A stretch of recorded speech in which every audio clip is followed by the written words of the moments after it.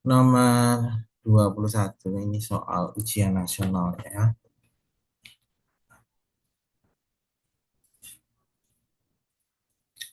Ke dalam 200 ml air dilarutkan basa MOH dua kali. Larutan ini mendidih pada suhu 102 derajat Celcius. Jadi kita cari delta TB-nya 102,6 dikurangi 100 derajat Celcius. Titik didih air 100 ya. Berarti delta TB-nya adalah 2,6 derajat Celcius. Terus 80% itu alfanya ya. 80% itu 0,8. Berarti ini MOH dua kali, berarti M-nya 1, OH-nya dua kali, berarti ini 3 N-nya. Ditanyakan massa basa yang dilarutkan, massa pelarutnya berapa? Ini massa pelarutnya 200. Ya. Rumusnya ya delta TB sama dengan M kali KB kali faktor Pareto karena ini larutan elektrolit. Nah, kita cari I itu sama dengan ya 1 plus N-1 kali alfa. 1 plus N-nya adalah 3 kurangi 1 kali alfanya 0,8. Jadi 1 plus ini 2 kali 0,8 1,6. Jadi I-nya adalah 2,6. Nah, di sini rumusnya massa pelarut per ml kali 1000 per massa pelarut kali Kb kali I ya. Delta TB. Delta TB-nya adalah 2,6, massa telarut, MR-nya adalah 74 kali 1000, massa pelarutnya adalah 200, Kb-nya 0,52, kali I faktor Pareto-nya 2,6. Bisa saya coret habis. Satu, satu, coret dengan 5, ya kan? Berarti ini 1 sama dengan massa telarut per 74 kali 5 kali 0,52 kali 2. Ini pindah sini jadi 74 massa telarut. Ini kali ini 70, 10 kali ini jadi 5 kali 5,2. Jadi massa telarut sama dengan 74 dibagi 5,2.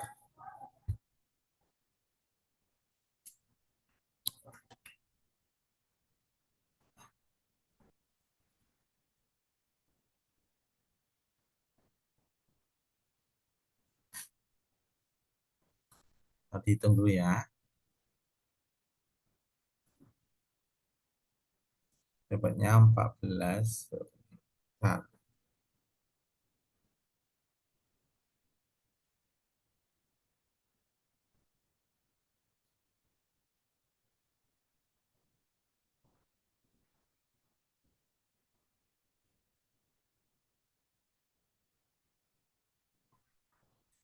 di sini kita cari apa nih? Massa basa yang ada. Ya udah ini. Coba cek dulu kali-kalinya salah nggak?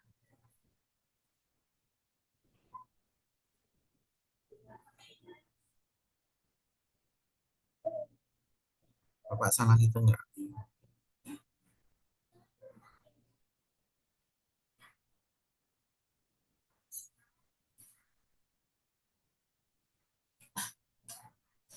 Harusnya udah bener nih. 10 5,205 5 kali ini 2,6. Betul ini 74 7,4 74 bagi 5,2 14,2. Salahnya di mana coba?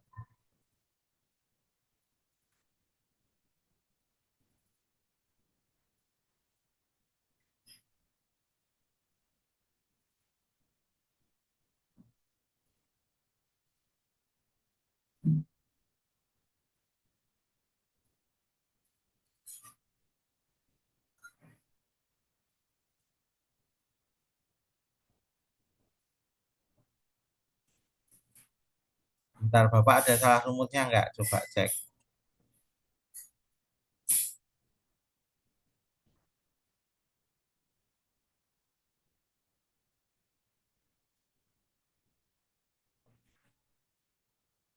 Bentar ya, Bapak cek dulu ya.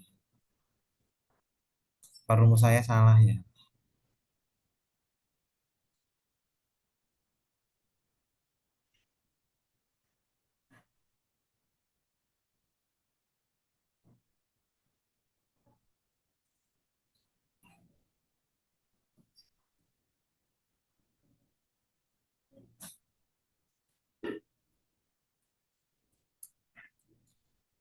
Betul ya?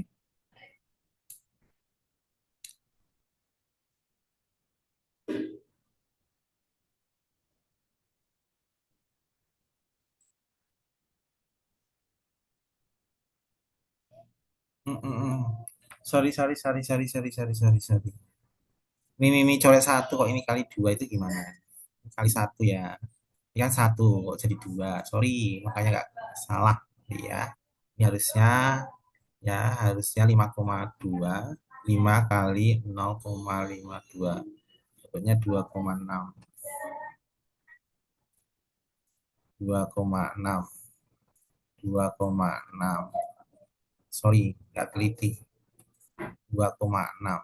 74 dibagi 2,6. 28,46. Dah, silakan di screenshot dulu nomornya.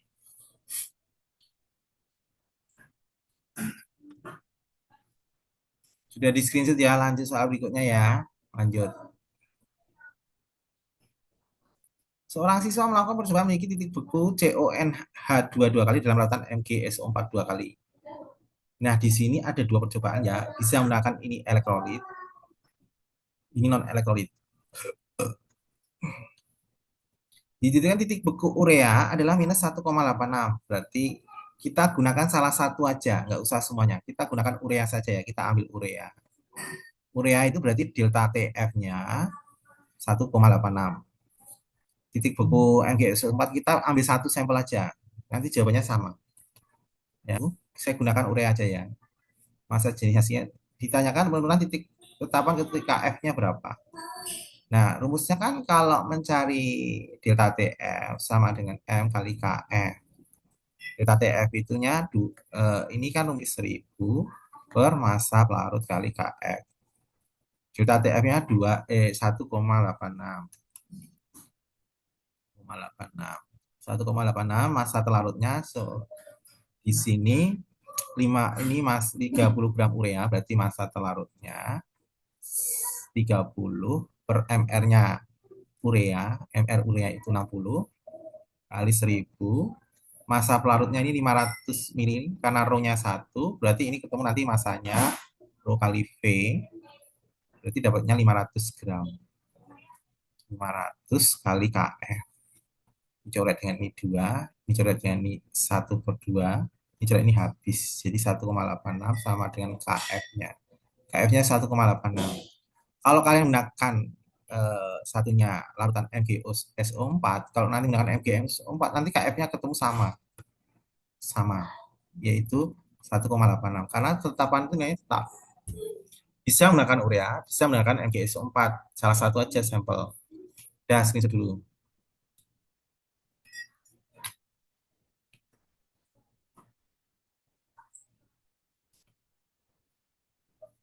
Dari screenshot kita lanjut soal berikutnya. Perhatikan garam berikut. Larutan garam titik beku paling tinggi. Jadi delta TF paling tinggi, delta TF paling rendah. Kalau titik bekunya paling tinggi, ya kalau nanti paling rendah, saya hapus dulu. Kalau titik beku paling rendah, saya kasih contoh ya, paling rendah. Titik beku paling rendah berarti nanti delta TF-nya besar. Kalau titik beku paling tinggi, itu delta TF-nya kecil. Berarti karena ini titik bekunya paling tinggi, berarti tidak kecil, berarti ini nanti molalitasnya juga kecil. Di sini besi 3 klorida, besi 3 FeCl3.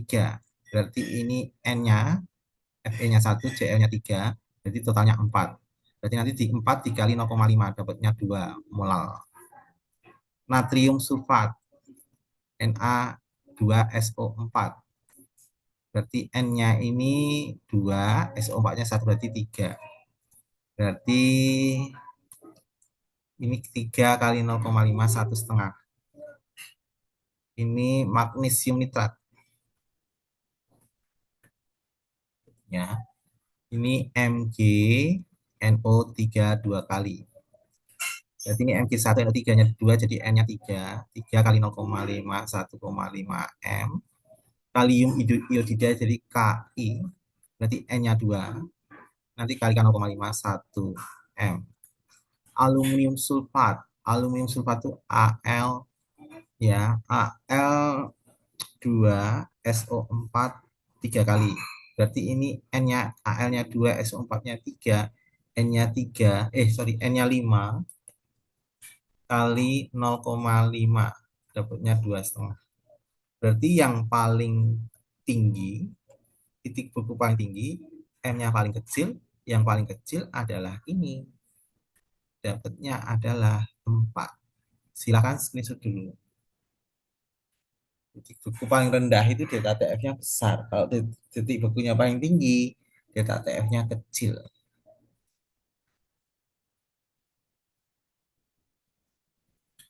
Sudah di screenshot, kita lanjutkan lagi soal berikutnya.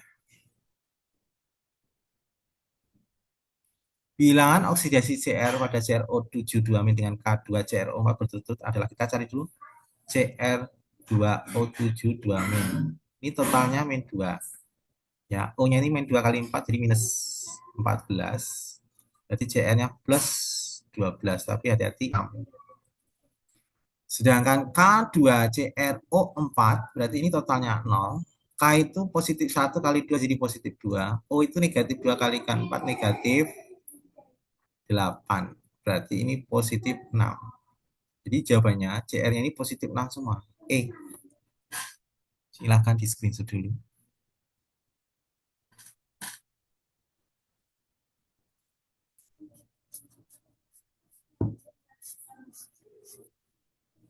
Dari screenshot kita lanjut soal berikutnya. Perhatikan bersama redox berikut ini, manakah yang merupakan oksidator? Oksidator itu zat yang mengalami reduksi. Saya copy dulu aja. Saya geser ke sini. Kita cari biloxnya ya. Ini totalnya 0. Oh itu negatif 2 kalikan 2, berarti negatif 4. Berarti Mn-nya plus 4. Ini H2SO4. Oh itu negatif. Koefisiennya nggak usah dilihat ya. Koefisiennya nggak usah dilihat. Ya, 2SO4. Oh negatif 2 kalikan 4 jadi negatif 8. H itu plus 2. Plus 1 kalikan 2 berarti plus 2. S-nya berarti plus 6. NaI jumlahnya 0. Na itu golongan 1A berarti plus 1. I-nya negatif 1. Terus kita cari I-nya ini 0. Ya. Terus kita cari MnSO4 ini totalnya adalah 0. O itu negatif. Ya. Berarti ini Mn-nya ini SO4 kan sama ya, negatif. Negatif 8, S-nya plus 6. Berarti Mn-nya plus 2. Jadi Mn-nya ini menjadi plus 2. Berarti ini mengalami reduksi. Sedangkan I menjadi 0, oksidasi. Jadi yang dimaksud reduktor, oksidator, itu zat yang mengalami reduksi. Yang mengalami reduksi itu MnO2. Ya, karena mengalami nih. Kalau reduktor, zat yang mengalami oksidasi yaitu NaI. Hasil oksidasi itu I2, hasil reduksi itu MnSO4. Udah, screenshot dulu.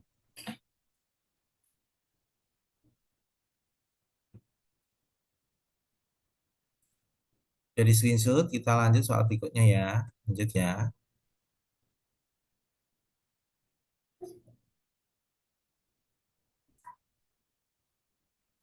Titik didih larutan paling besar. Titik didih larutan paling besar. Ya.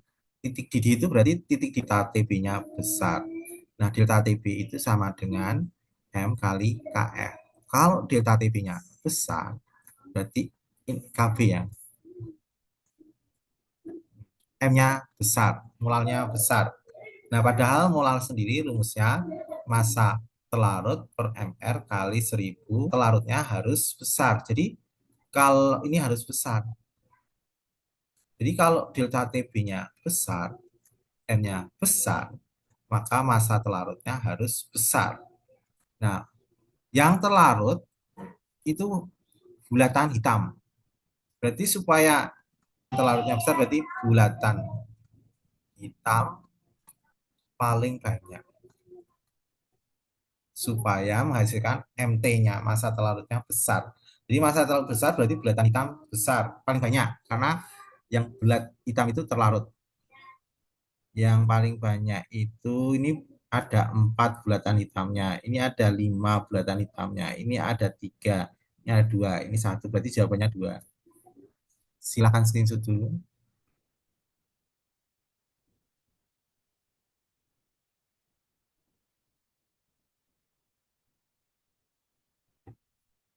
Sudah, kita lanjut soal berikutnya ya.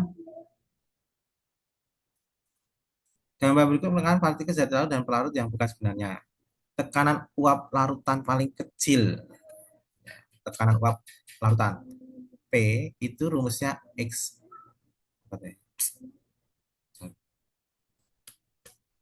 P0 kali X pelarut.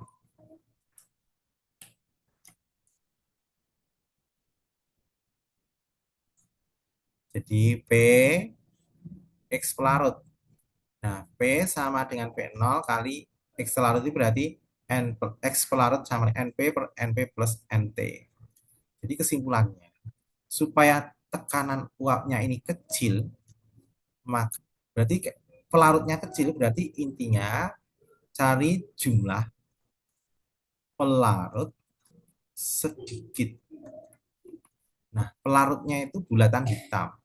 Jadi kesimpulannya cari bulatan hitam paling sedikit. Bulatan hitam yang paling sedikit itu yang mana? Bulatan hitam yang paling sedikit. Nih, nomor satu. Di antara nomor satu sampai 5 bulatan hitam yang paling sedikit itu yang nomor satu. Ini ada 6, 10, 9, 7, 8. Jadi yang paling sedikit bulatan hitam sat A karena jumlahnya 6. Silahkan di screenshot dulu.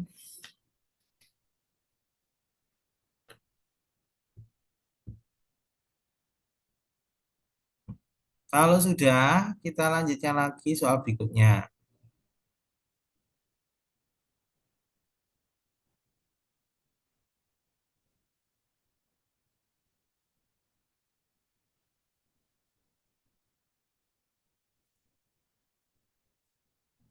Ini soal aplikasi sifat koligatif larutan. Berikut ini adalah beberapa manfaat sifat koligatif larutan yang banyak ditemui dalam kehidupan sehari. Penggunaan cairan infus. Ya, penggunaan cairan infus ini adalah tekanan osmotik. Ini tekanan osmotik.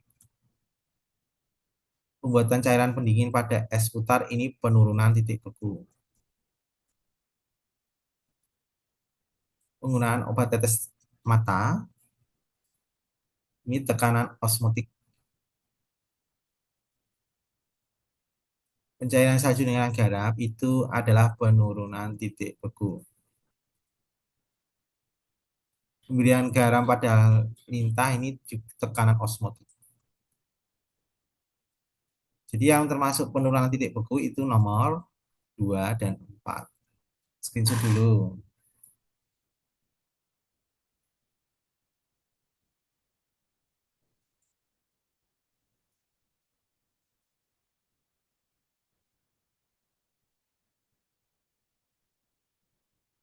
Ya, kita lanjutkan lagi. Berikut ini peristiwa kimia dalam kehidupan sehari-hari. Kedua contoh di atas dengan sifat koligatif larutan berturut-turut adalah etilen glikol pada ditambahkan pada reaktor ini penurunan titik beku.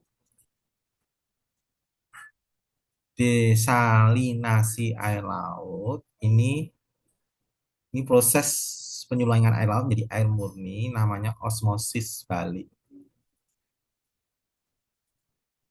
Jadi jawabannya adalah D. Ya, screenshot dulu.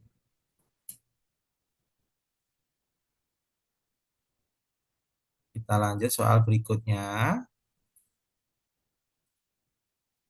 Menurut ini dua contoh peristiwa kimia pemakaian urea dalam mencairkan salju ini juga sama, penurunan titik beku. Produksi air tawar dari laut namanya osmosis balik atau boleh dikatakan tekanan osmotik.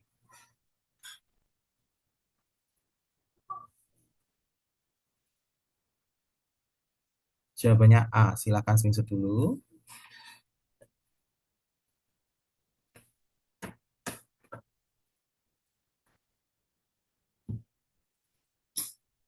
Jadi screenshot ya. Kita lanjut lagi soal berikutnya. Diagram saya mengasihkan E-selnya adalah ini E-selnya karena ini lihatnya ini kanan kurangi kiri. Ini kanannya AU. AU-nya berapa? 1,5 dikurangi kiri MG. MG-nya min 2,37. Nah, ini kita hitung. Jadi plus ya, 1,1,5 ditambah 2,37. Dapatnya 3,87. Kanan kurangi kiri. Kanannya MG min 2,37 dikurangi kirinya PB. PB-nya adalah min 0,13. Jadi 2,37 dapatnya minus 2,24. Kanan kurangi kiri, AU-nya 1,5, kurangi kirinya AG. AG-nya 0,8, jadinya ini 0,7. Kanan kurangi kiri, kanannya MG min 2,37, kurangi kirinya CA min 2,87. 0,5. Kanan kurangi kiri, AG-nya 0,8, kurangi kirinya PB-nya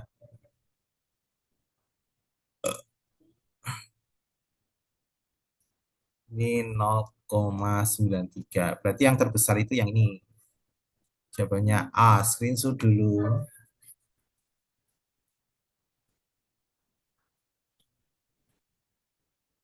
Jadi screenshot ya.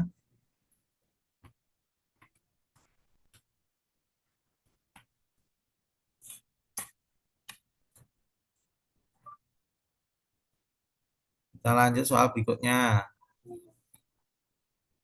Ini diagram sel yang benar adalah cara membaca diagram sel.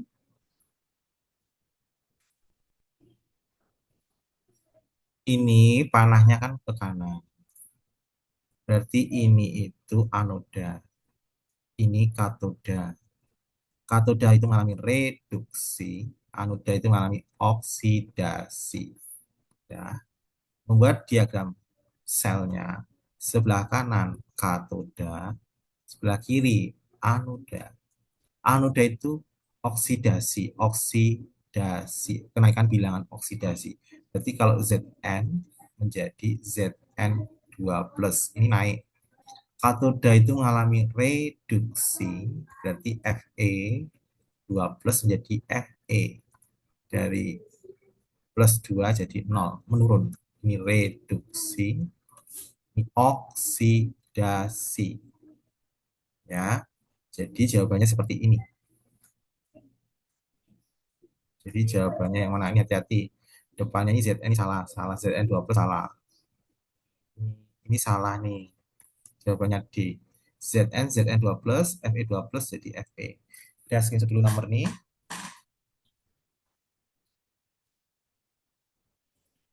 Sudah di screenshot semua. Kita lanjutkan soal berikutnya. Udah di screenshot ya.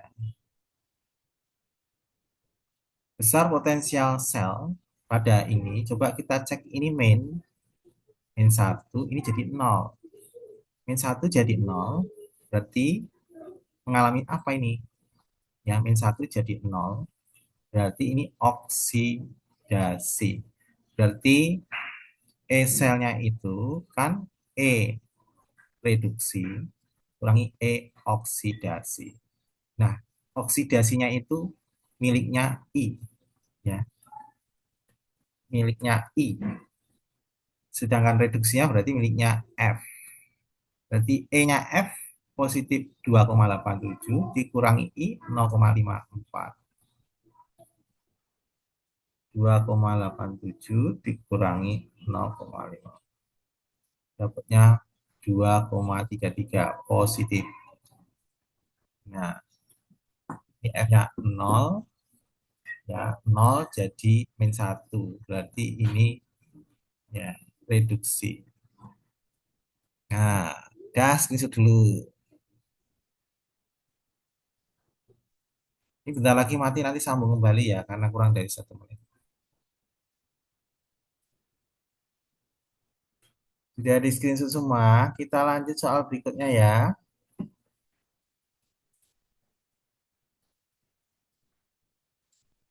Ini proses elektrolisis ya. Elektrolisis. Kamu lihat persamaan ini. Ini katodenya 2H2O, 2 elektron jadi 2O H- jadi H2 ini yang terreduksi adalah air